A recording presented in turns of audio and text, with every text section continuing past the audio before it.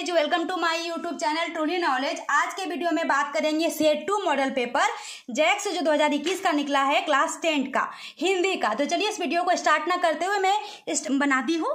तो चलिए सबसे पहला जो हमारा पैसेज दिया हुआ है, हमारे एक गद्यांश दिया हुआ है। मनुष्य के बारे में, भूखा मनुष्य नहीं रहता है, चिंता करते रहता है, रोटियों के लिए बहुत सारा काम करता है, उसके बारे में दिया गया। चलिए स्टार्ट करते हैं। पहला क्वेश्चन है, मनुष्य कब दयाहीन हो जाता है?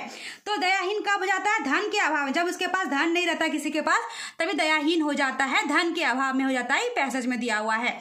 चलिए अगला क्वेश्चन है हमारा, क्या है? 2 नंबर का क्वेश्चन है, आज मनुष्य किसकी चिंता करता है? तो रोटी की चिंता करता है, तो रोटी हो जाएगा हमारा आंसर। अगला क्वेश्चन है, कर्तव्य का विलोम शब्द क्या होगा? ओ कर्तव्य होगा। क्या होगा? ओ कर्तव्य होगा। कौन सी समस्या बेरोजगारी की समस्या की ओर बढ़ा दी गई है? तो हमारा क्या? बढ़ती हुई जनसंख्या। लूट खसोट नहीं होगा, बढ़ती हुई जनसंख्या है ज्यादा से ज्यादा, इसीलिए हमारा बेरोजगारी ज्यादा है, तो ये हो जाएगा हमारा। चलिए अगला क्वेश्चन है, रिक्त स्थानों की पूर्ति करें। भूखा मनुष्य क्या डैश नहीं करता, अर्थात सभी पाप करते हैं। भूखा मनुष्य क्या पाप नहीं करता? तो क्या हो जाएगा? भरा जाएगा पाप। क्या भराएगा? पाप। भूखा मनुष्य क्या पाप नहीं करता, अर्थात चलिए मैं आपको इसमें लिख के देती हूँ ताकि आपको कंफ्यूजन ना हो पेज में, ठीक है ना। भूखा मनुष्य मतलब 2 का 5 नंबर क्या भराएगा? पाप भराएगा। चलिए 6 नंबर, मनुष्य के जीवन से डैश और उल्लास कहीं चले गए हैं। क्या होगा? जीवन से आनंद और उल्लास कहीं चले गए हैं, ठीक है ना। 7 नंबर क्या है क्वेश्चन? 7 नंबर है, दरिद्रता कैसे आती है? दरिद्रता कैसे आती है? कमाने वाला एक हो और खाने वाला ज्यादा हो। कैसे होगा? कमाने वाला एक हो और खाने वाला ज्यादा हो, 10 हो, है ना। खाने वाला 10 हो तो दरिद्रता ऐसे आती है हमारा। चलिए 8 नंबर क्या हो जाएगा? बेरोजगारी को दूर करने के लिए शिक्षा पद्धति में क्या परिवर्तन करना चाहिए? तो बेरोजगारी को दूर करने के लिए शिक्षा जो हम लोग पढ़ते हैं ना, मैट्रिक इंटर, उसके बाद व्यावसायिक शिक्षा, मतलब जो हम लोग पैसे कैसे कमाते हैं, उसके बारे में क्या काम करेंगे, उसके बारे में शिक्षा होनी चाहिए। तो क्या हो जाएगा? मतलब क्या हो जाएगा? हाई स्कूल के बाद, हाई स्कूल या इंटर जो भी कीजिए, हाई स्कूल के बाद व्यावसायिक शिक्षा जरूरी है। क्या है? व्यावसायिक शिक्षा होनी चाहिए, तभी बेरोजगारी हट जाएगी। होनी चाहिए, प्रबंध कराना चाहिए, होनी चाहिए, जो लिखना है लिखिए। चलिए अगला क्वेश्चन है हमारा, फिर पैसेज दिया हुआ है। तो पैसेज है हमारा, विघ्नों का दल चढ़ आए उन्हें देख भयभीत ना होंगे। चलिए इसके बारे में दिया गया है, यहीं से सॉल्व करते हैं। किसके आने पर भयभीत ना होंगे? तो किसके आने पर भयभीत नहीं होंगे? तो क्या हो जाएगा? रात आने पर भयभीत नहीं होंगे, जो कि ये कौन सा ऑप्शन हो जाएगा? किसके आने पर भयभीत नहीं होंगे? तो रात आने पर भयभीत नहीं होंगे। अगला क्वेश्चन है, कभी क्या आशा करता है? कभी यही आशा करता है कि भारतीय किसी से पद दलित और ठीक ना होंगे, यही करता है आशा। अगला क्वेश्चन है, भारत माता हमें क्या देती है? भारत माता हमें क्या देती है? खाने का सभी सामान देती है।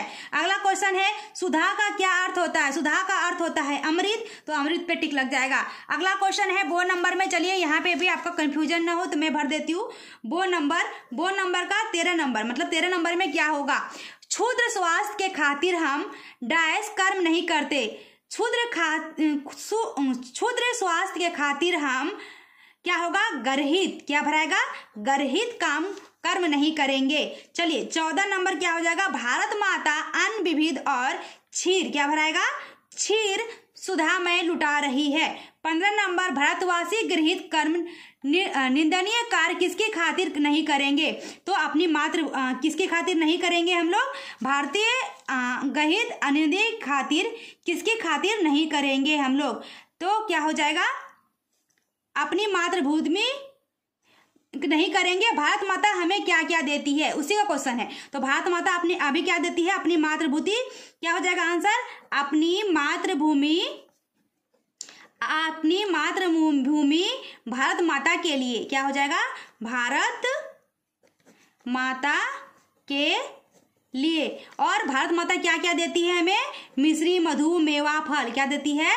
मिश्री, मधु, मेवा, फल देती है। चलिए 16 नंबर क्या बोल रहा है क्वेश्चन? इस काव्यांश में कभी भारत माता को क्या कहना चाहते हैं, वर्णन कीजिए। कभी भारत माता को क्या करना चाहते हैं? यदि आप मुसीबत में आए, क्या हो जाएगा? यदि आप मुसीबत में आई तो हम डरेंगे नहीं, तो हम डरेंगे नहीं, हम सब गरीब नहीं होंगे, हम सब गरीब नहीं होंगे, दूसरों से भिन्न नहीं होंगे। क्या होगा? दूसरों से अलग नहीं होंगे, छोटे स्वार्थ के लिए कोई गलत काम नहीं करेंगे। क्या होगा? छोटे स्वार्थ के लिए कोई गलत कार्य नहीं करेंगे। चलिए, हो गया 16 नंबर क्वेश्चन। आगे बढ़ते हैं 17 नंबर क्वेश्चन की ओर। तो 17 नंबर क्वेश्चन हमारा, नरेश पत्र लिखता है, क्रिया के भेद लिखे। नरेश पत्र लिखता है, कौन क्रिया है? स्वकर्मक है।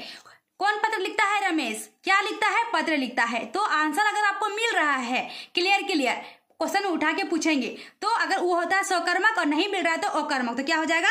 स्वकर्मक। किसान बहुत तेज दौड़ रहा है, इसमें कौन सा क्रियाभेद है? ये कौन सा क्रियाभेद है? किसान। तो ये क्या हो जाएगा? अकर्मक। क्या हो जाएगा? अकर्मक। अगला क्वेश्चन है 19 नंबर। दिनेश ने खाना खिलवाया, इस वाक्य में कौन क्रियापद है? खिलवाया। क्या है? खिलवाया। अगला क्वेश्चन है, जब सभा समाप्त हुई तो सब लोग चले गए, कौन सा वाक्य? ये एक मिश्र वाक्य है, तो मिश्र वाक्य हो जाएगा। अगला क्वेश्चन है, मैं उसका जन्म स्थान नहीं जानता, कौन सा वाक्य? सरल वाक्य है। अगला क्वेश्चन है, उसने कहा कि मैं निर्दोष हूं, वाक्य का नाम बताएं, कौन सा वाक्य है? मिश्र वाक्य है। चलिए आगे बढ़ते हैं। रमेश आया और मोहन चला गया, किस प्रकार का वाक्य है? संयुक्त वाक्य है। और हो गया ना, तो और जुड़ता है तो संयुक्त वाक्य होता है। अगला क्वेश्चन है, निम्न में से कौन सा शब्द वंश का अनेकार्थी नहीं है? वंश का मतलब होता है कुल, वंश का मतलब होता है जाति, वंश का मतलब होता है बांस, लेकिन वंश का मतलब कंस नहीं होता है, तो ये हो जाएगा हमारा। अगला क्वेश्चन है, विधि का निम्न में से अनेकार्थी शब्द नहीं है। विधि का है रीति, ब्रह्मा, कानून, तीनों है, लेकिन संपत्ति नहीं है, तो संपत्ति हो जाएगा। अगला क्वेश्चन है, निम्न में से कौन नाक का अनेकार्थी शब्द है? नाक को बोलते हैं नासिका। चलिए अगला क्वेश्चन है, ये भी मैं फिल कर देती हूँ ताकि आपको समझने में दिक्कत ना हो। तो अगला क्वेश्चन है, हमारे रिक्त स्थानों की पूर्ति कर रहे हैं। 27 नंबर क्वेश्चन, आंधी आई डैश पानी बरसा, आंधी आई तब पानी बरसा, आंधी आई तब पानी बरसा। 28 नंबर, उसने कहा डैश मैं कल आऊंगा, उसने कहा फिर मैं कल आऊंगा। चलिए 29 नंबर, आपने स्नान किया डैश नहीं किया, आपने स्नान किया अथवा नहीं किया या नहीं, है ना। 30 नंबर, मैंने बहुत समझाया डैश उस पर कोई असर नहीं हुआ, मैंने बहुत समझाया लेकिन उस पर कोई असर नहीं हुआ। चलिए 31 नंबर, मैं घर जाऊंगा ताकि आराम कर सकूं। चलिए 32 नंबर, राम बीमार था इसलिए वह ना आ सका, तो क्या भराएगा? इसलिए हो जाएगा। चलिए अगला क्वेश्चन है हमारा कि क्रिया किसे कहते हैं? तो क्रिया किसे कहते हैं? अभी सकर्मक अकर्मक के बारे में डिस्कस किए, है ना। तो क्रिया किसे कहते हैं? जिस शब्द के द्वारा, यहाँ लिखा हुआ है, जिस शब्द के द्वारा किसी कार्य को करने या होने का बोध हो उसे क्रिया कहते हैं। क्रिया दो प्रकार के होते हैं, स्वकर्मक और अकर्मक। क्रिया के दो भेद हैं, स्वकर्मक और अकर्मक। स्वकर्मक किसे कहते हैं? जब क्रिया के साथ कर्म हो उसे स्वकर्मक क्रिया कहते हैं। जैसे कि सोहन दूध पीता है, तो पीता है, क्या पीता है? दूध पीता है, तो कर्म क्या हो गया? दूध हो गया, तो ये हो गया स्वकर्मक क्रिया। अकर्मक क्रिया, जब क्रिया के साथ कर्म ना हो उसे अकर्मक क्रिया कहते हैं। जैसे सोहन पीता है, क्या पीता है? तो कर्म दिया हुआ ही नहीं है, तो क्या हो जाएगा? ये अकर्मक क्रिया। तो ये 33 नंबर क्वेश्चन सॉल्व हो गया है आपका। चलिए आगे बढ़ते हैं। क्वेश्चन नंबर 30, ये वाला गद्यांश फिर दिया हुआ है, गद्यांश का आंसर बनाना है। ये गद्यांश है, बेटे ने किया। एक स्टोरी है बुक का, आपका हिंदी के बुक का, कि मतलब राम वृक्ष बेनीपुरी का स्टोरी दिया हुआ है इसका, कि मतलब चुल्लू भर पानी, ऐसा कुछ दिया हुआ है। मैं पैर पढ़ती रही, है ना, उसके बारे में। चलिए पढ़ते हैं। इस गद्यांश के लेखक कौन है? तो इस बेटे ने कर्म किया, तू नहीं किया, पोतहू उसकी आग दिलाई, है ना। तो उसमें है कि पोतहू आई, मायके नहीं जा रही थी, उसके बेटा मर गया था, रो रो कर बोली मैं नहीं जाऊंगी, आपका सेवा कौन करेगा, ऐसा कुछ स्टोरी है। तो बोले कि नहीं तुम नहीं जाओगी, मैं घर छोड़कर चला जाऊंगा, क्योंकि चाहता था कि यहाँ पे दुख दर्द करके नहीं रहो, क्या करेगी, अभी अकेली है, उम्र कम है ना, ऐसा चाहते थे वो बूढ़े। तो इस गद्यांश के लेखक कौन है? राम वृक्ष बेनीपुरी है। अगला क्वेश्चन है, पोतहू ने रो रो कर क्या कहा? पोतहू ने रो रो कर क्या कहा? चलिए बनाते हैं इसको। 35 नंबर, पोतहू ने रो रो कर कहा कि मैं मायके नहीं जाऊंगी। क्या? मैं मायके नहीं जाऊंगी। बुढ़ापे में आपका सहारा कौन बनेगा? बुढ़ापे में आपका सहारा कौन बनेगा? बुढ़ापे में, क्योंकि उसका बेटा मर गया था ना, बुढ़ापे में आपका सहारा कौन बनेगा, इसलिए यही बोल रही थी रो रो कर। चलिए कौन बनेगा। चलिए 35 हो गया। 36, बाल गोविंद ने क्या धमकी दी? यही धमकी दी, तुम नहीं जाएगी घर अपना मायके तो मैं घर छोड़ के चला जाऊंगा। तो बाल गोविंद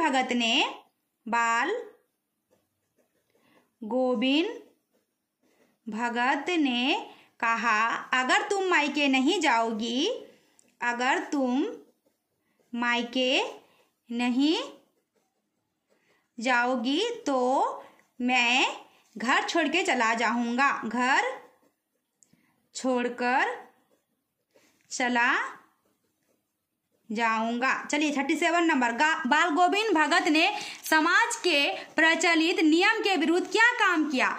यही काम किया कि उसका शादी करने के लिए बोला। किसका? जो उसका बेटा मर गया था, तो वो क्या हो गया, अपनी विधवा बहू को शादी करने के लिए बोल रहा था। विधवा बहू को शादी करने के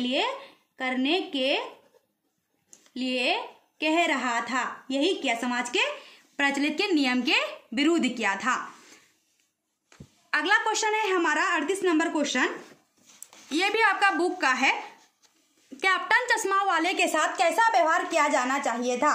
कैप्टन चश्मा वाले के साथ कैसा व्यवहार करना चाहिए था? तो अपेक्षित था। तो वो क्या था ना, लंगड़ा था। कैप्टन चश्मा वाला क्या था? लंगड़ा था। लेकिन डेली क्या करता था? सुबह वो मूर्ति पे चश्मा लगाता था। कैप्टन चश्मा वाला लंगड़ा होते हुए भी वह स्टैचू पर क्या लगाता था? चश्मा लगाता था और देशभक्त जाहिर करता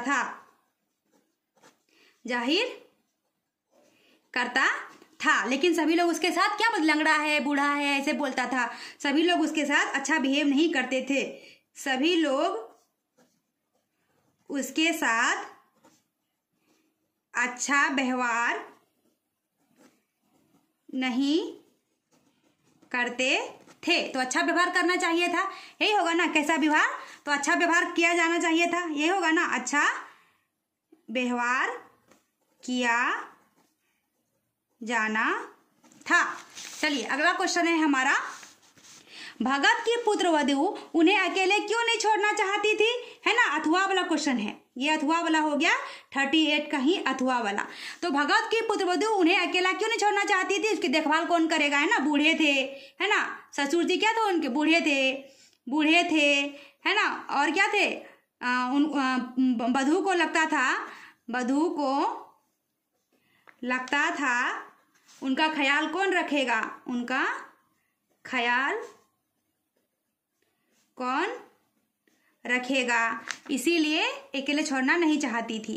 इसीलिए अकेले छोड़ना नहीं चाहती थी। आप लॉन्ग करके लिख सकते हैं, मैं शॉर्ट बता रही हूँ। 39 का क्वेश्चन है, फादर की उपस्थिति देवदार की छाया जैसी क्यों लगती थी? क्योंकि फादर बुलके के पोर से ममता झलकती थी।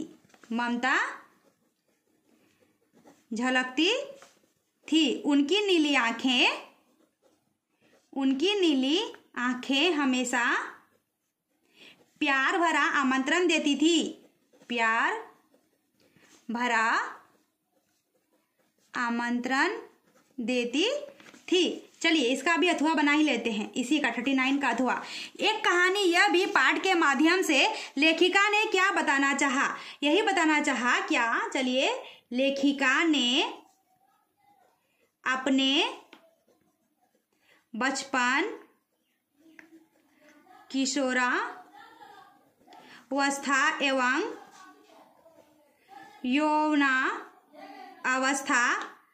घर और आसपास के वातावरण को चित्रण करना चाह रही थी। चित्रण करना चाह रही थी। ये हो गया हमारा 39 नंबर क्वेश्चन। आगे बढ़ते हैं। फिर से हमारा क्या है, एक गद्यांश है भी 8 नंबर है गद्यांश। निम्नलिखित गद्यांश को पढ़कर उसके संबंधित प्रश्नों के उत्तर। तुम मुझे पाए नहीं पहचान, देखते ही रहोगे अनिमेष, थक गए हो आंखें लूं मैं फिर। चलिए बनाते हैं। कवि किसके थकने की बात कह रहा है? शिशु के, बच्चा का, शिशु के थकने की बात कह रहा है। बालक किसे अनिमेष देखता रह रहा है और क्यों? चलिए, बालक अपने पप्पा को देखता है। किसका? 40 नंबर क्वेश्चन बनाते हैं हम लोग। 41। बालक किसे अनिमेष अनिमेष देखता रह जाता है और क्यों? कवि को। किसको करता है? तो कवि को अनिमेष करता है बालक। क्यों करता है? क्योंकि कवि बहुत दिनों बाद घर आता है। क्योंकि कवि बहुत दिनों बाद घर आता है। चलिए 42 नंबर। कभी आंख फेर लेने की बात क्यों कहता है? क्योंकि बार बार वो बच्चा कवि को देखता था, आंख में थक गया होगा, इसलिए आंख फेर लेने का बात कहता है। क्योंकि बार बार कवि को देखने से आंखें थक गई थी। चलिए 43 नंबर। कभी शिशु को देख पाने का अवसर कैसे पा सका? माँ के कारण, है ना। माँ नहीं रहेगी तो बेबी कैसे होगा? तो माँ के कारण। चलिए 44 नंबर। माँ ने अपनी बेटी को चेहरे पर रिझने के लिए क्यों मना किया? क्योंकि सुंदरता पर मोहित होने वाली लड़कियों को ईर्ष्यालु की नजर से देखा जाता है, इसीलिए। सुंदरता पर मोहित होने वाली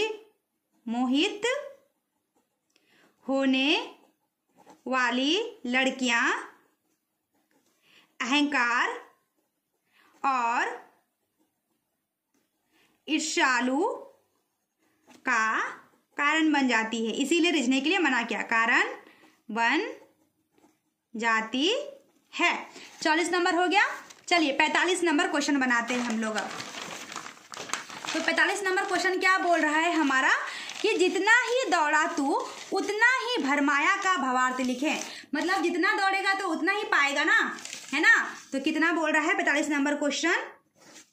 जितना ही दौड़ा तू उतना ही भरमाया का, मतलब सुख संपत्ति प्राप्त करने के लिए क्या होगा अर्थ? सुख संपत्ति प्राप्त करने के लिए अधिक भाग दौड़ करना पड़ेगा, अधिक परेशानी का सामना करना पड़ेगा, अधिक भाग दौड़ और परेशानी का सामना करना पड़ता है। चलिए 45 का अथवा वाला भी बना ही लेते हैं। चलिए 45 का अथवा क्या बोल रहा है आपका कि बच्चों की मुस्कान और एक बड़े व्यक्ति की मुस्कान में क्या अंतर है? तो बच्चों की मुस्कान में क्या है? बच्चों की मुस्कान में कोई कुछ भी छुपा हुआ नहीं रहता है। बच्चों की मुस्कान में कुछ छुपा हुआ नहीं रहता है, लेकिन बड़े व्यक्ति के मुस्कान में कुछ ना कुछ मन में चलते रहता है, ऊपर से मुस्कुराता है, कुछ ना कुछ चलते रहता है, ऊपर मन से मुस्कुराते रहता है ना, कुछ ना कुछ चलते रहता है। चलिए अगला क्वेश्चन है हमारा। बड़ा बच्चा है ना, बच्चा बहुत मासूम होता है ना, मासूम तरीके से मुस्कुराता है। आप बहुत बना के लिख सकते हैं, इसमें कोई दिक्कत नहीं है ना। थोड़ा बना के लिख दीजिए और भी ज्यादा। चलिए 46 नंबर क्वेश्चन है कि माता बाबूजी को क्या उल्हाना देते हुए बच्चों को खाना कहकर खिलाती है? यही बोलती है कि जब बच्चा खाना नहीं खाता है ना, तो एक बाइट तुम नानी के लिए खा लो, एक बाइट तुम दादी का खा लो, एक बाइट तुम किसी और का खा लो, तो बाइट बोल बोल के खिलाती है ना। तो माँ कहती है कि ये वाला हिस्सा, बाइट तो नहीं ले सकते, वो तो इंग्लिश वर्ड हो गया ना, ये वाला हिस्सा दादी के लिए खा लो, दादी के लिए खा लो, और थोड़ा हिस्सा दूसरा हिस्सा दूसरा हिस्सा नाना के लिए खा लो, है ना, इसीलिए प्यार प्यार से खिलाते रहती है, नाना के लिए खा लो। इसी तरीके से बारी बारी सबको नाम ले लेके खिलाते रहती है। चलिए इसका अब अथवा कि गंतोक को मेहनत कद बस्ताओं का शहर क्यों कहा गया है? क्योंकि गंतोक में है ना लड़कियां औरत लोग क्या करती है ना, चाहे पत्ती ये करती है, तोड़ती है, पीठ पे बच्चे रहते हैं, बांध लेती है आगे आगे साइड, और पीछे से पत्ती का डलिया बांधा हुआ रहता है और तोड़ तोड़ के पत्ता गिराती है। बहुत दूर तक पैदल चल के जाना पड़ता है, बच्चों को पढ़ने के लिए स्कूल दूर तक जाना पड़ता है, तो इसीलिए मेहनत कश का बस्ताओं का शहर कहा गया है। तो वही लिखना पड़ेगा हम लोगों को, क्योंकि वहां के लोग मेहनती थे, पत्थर कुल्हाड़ी से तोड़ते थे, कुल्हाड़ी हथौड़ी जो लिखी, हथौड़ी से तोड़ते थे। बच्चों का स्कूल बहुत दूर था, बच्चों का स्कूल बहुत दूर था, है ना। अधिकांश बच्चे शाम के समय में स्कूल से पढ़कर मवेशी चराने के लिए जाते थे, अधिकांश बच्चे शाम को मवेशी चराने जाते थे। ये सब आप लिख सकते हैं। चलिए आगे बढ़ते हैं क्वेश्चन की ओर। तो ये लास्ट क्वेश्चन है, खत्म हो गया है आपका। ये आपका है ना लेख है मेरे जीवन का लक्ष्य, प्रार्थनाचार्य के लिए प्रार्थना पत्र है। ये सब मैं पहले ही वीडियो में डाल चुकी हूँ, तो मैं आपका लिंक डिस्क्रिप्शन बॉक्स में डाल सकती हूँ, वहां से आप ले सकते हैं। अगर हमारी ये वीडियो पसंद आई हो, लाइक सब्सक्राइब और शेयर जरूर करें। Thank you.